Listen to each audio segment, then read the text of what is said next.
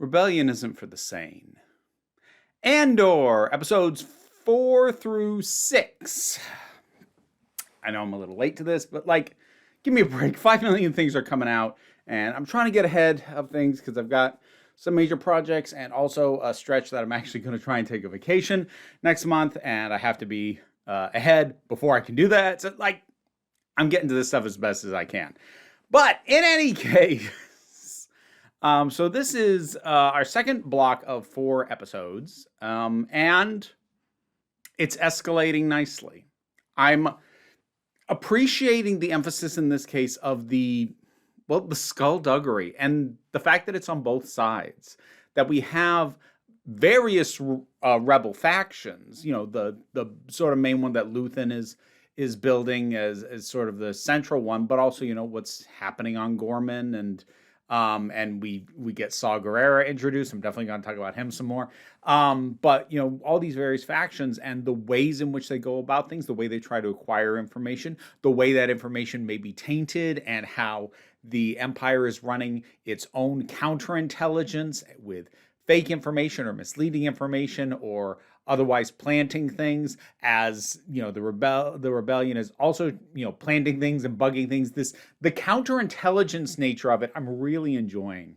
The previous season was, it was a lot of things, but I think boiled down to its ultimate essential, the previous season was about why do we fight. This season is about how do we fight. And if it sticks with this thematically through the season, I think those are, especially for a show that's only going to have 2 seasons, I think that's a real good complementary themes. So you're not just reiterating what came before, although there is reiteration of why we need to do this, but, you know, you shift the focus like, okay, we got you on board. You agree that we have to fight. Let's talk about how that's done, though, because that is a whole other can of worms. And this has been addressing that pretty much immediately, like right off the bat, with the really ragtag and infighting little group that that Cassian ran into in the first chunk of 3 episodes.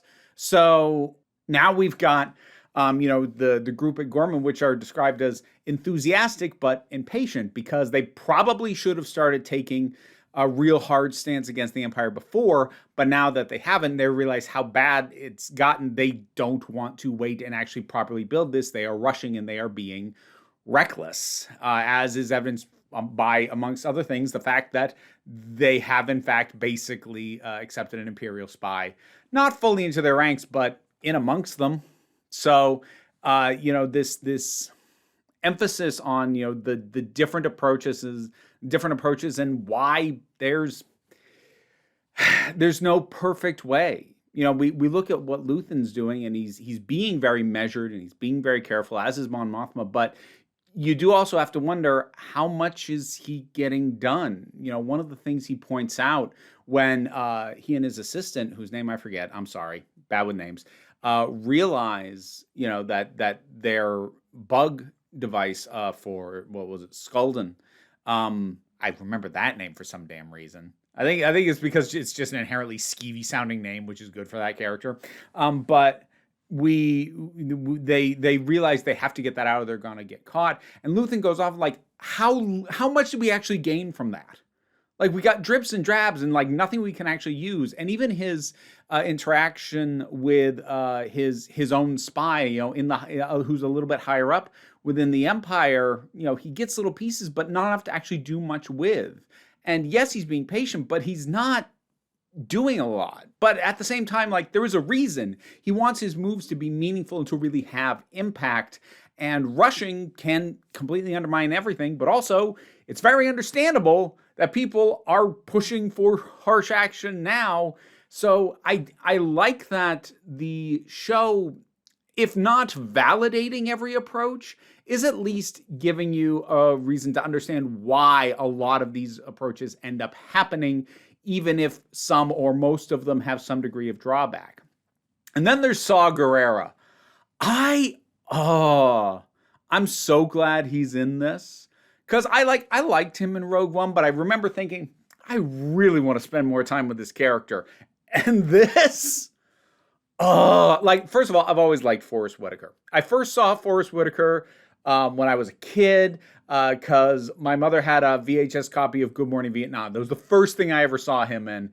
I've always liked Forrest Whitaker. I think he's a fantastic performer and he has a great presence and he's so good and off-putting in this part and like always feels dangerous. And I love his point. Rebellions are not for the sane.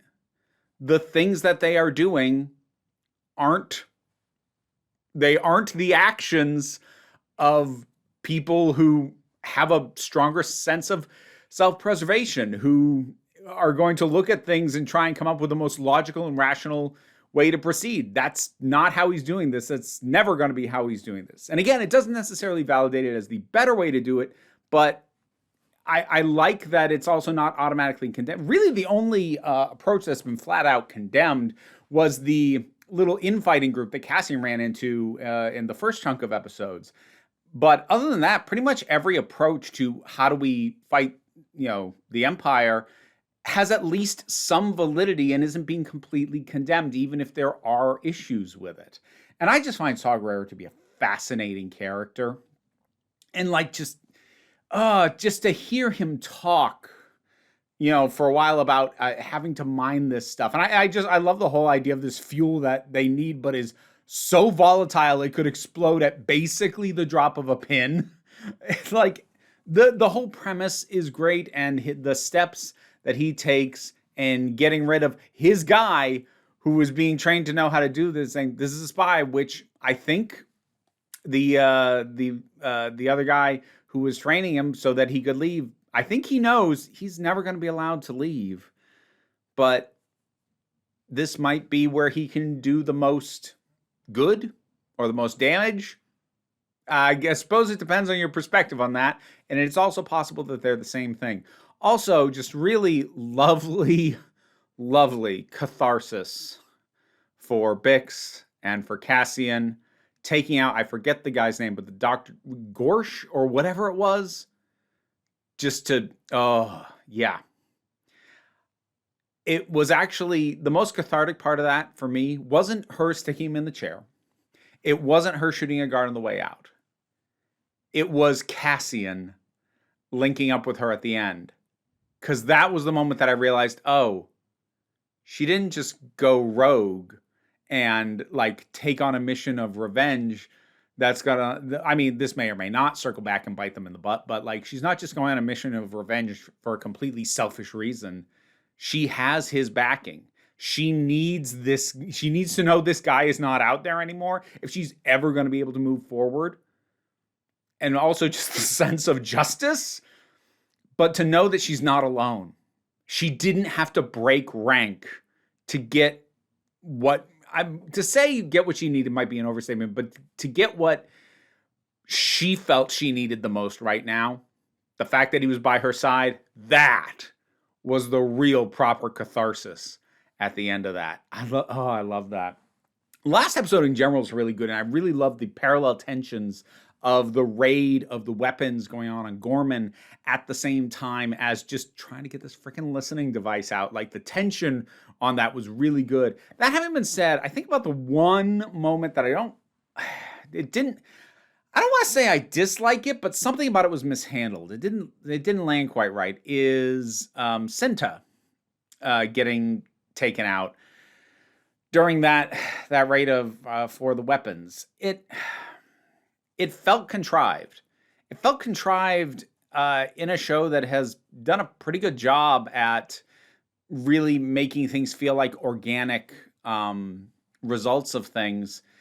But I think it's just a combination of elements and the ways that it was done.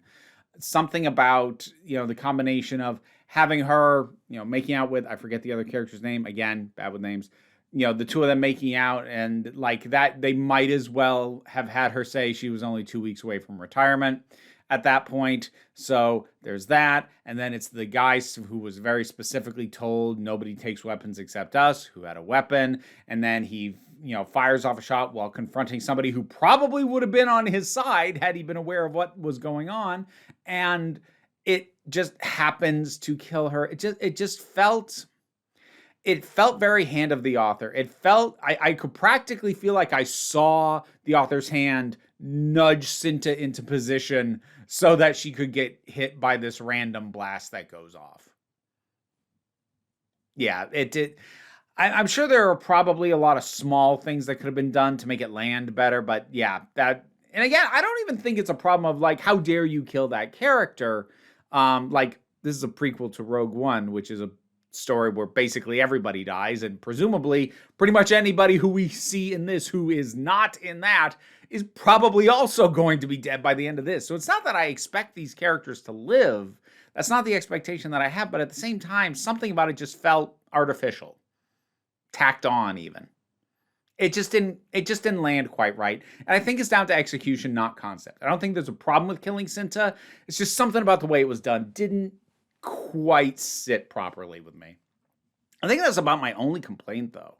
There's a real strong run of episodes, showing the frustrations of the people on Gorman. And again, like, they know they need to act, but they probably should have gotten started a while ago before it was, basically undeniable what it was that was happening to them. Which, boy, living in the country in the times that I do, people not taking action way back when they really should have started, boy, that that hits. And at the same time, I do, despite Cassian's assessment that like this is a waste of time and they're rushing too much, I still like that there were assets sent out to try and help them. Like, okay, even if they are misguided, they are trying, and they should be supported and they should be backed up, because they are not the kind of inherently destructive morons like that splintered and infighting group from the first chunk of episodes. These are people who deserve support and who deserve backup, even if they're not in the best position. And that's partly just because they took too long. And they even seem to know that because now they're acting too fast. There's still that sense of like, we have to give them something.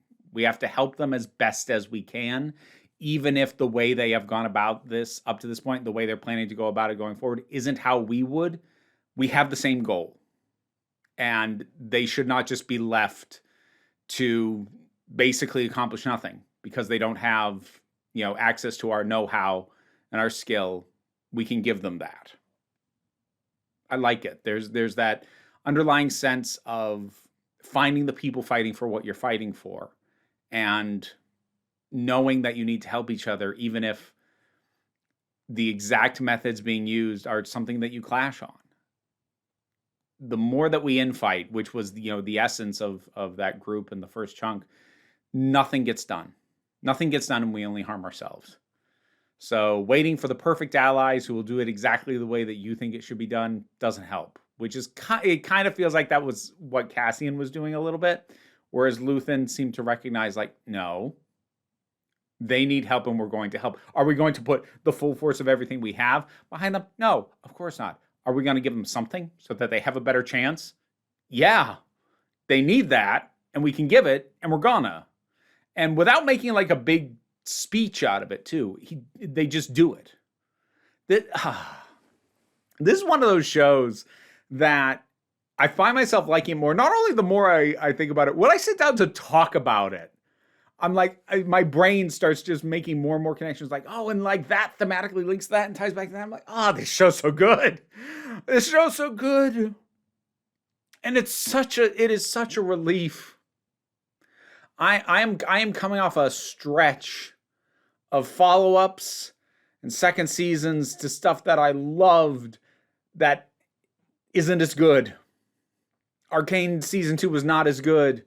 I'm not going to say that on a raw quality level, The Last of Us season 2 isn't as good, but it isn't, it's certainly not something I'm taking an experience that I'd ever want to repeat from so far. And I'd be more than happy to rewatch the first season. So like, from my perspective, it's kind of like, but this right now, it's getting better. It's getting better with each segment, which is what the first one did. Oh, this is real good. It's real intelligently written, and other than just that one hiccup, this is really good. This feels good. Like this is a salve on my soul right now. Because it's a Star Wars show that I like. And I like Star Wars, but I don't particularly like a lot of their output recently. And that's not me saying like they're doing it wrong. No, it's just a lot of what they're putting out doesn't appeal to me. And that's fine. It doesn't have to. But to have at least something out that appeals to me as a lifelong fan of this franchise, that feels good. Seeing something address the needs to fight fascism and imperialism and all these other things like that feels good. To see it depicted as nuanced as it is, that feels good. Having such wonderfully fleshed out characters, like this just feels good to have. I needed this. I really needed this. And I'm legit excited for the next batch of episodes. Andor, Season 2, second chunk of episodes. What did you think about it? Whatever your thoughts are, drop something down in the comments. Let's talk about it. Patreon pays the bills and enables me to do this as my living. Even if you can't help me out that way, like, share, subscribe. Those all help me out, but don't worry too much about it. We take a relaxed attitude around here, so you can just come on back next time that you need a break.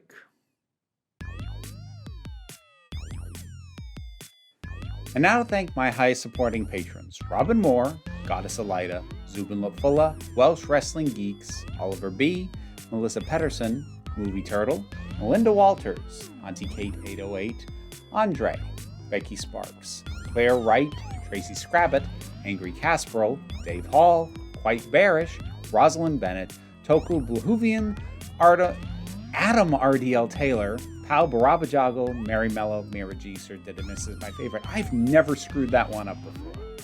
Well, if you want to hear me mess up your name, check out the rewards on the Patreon. I'm going to blame you.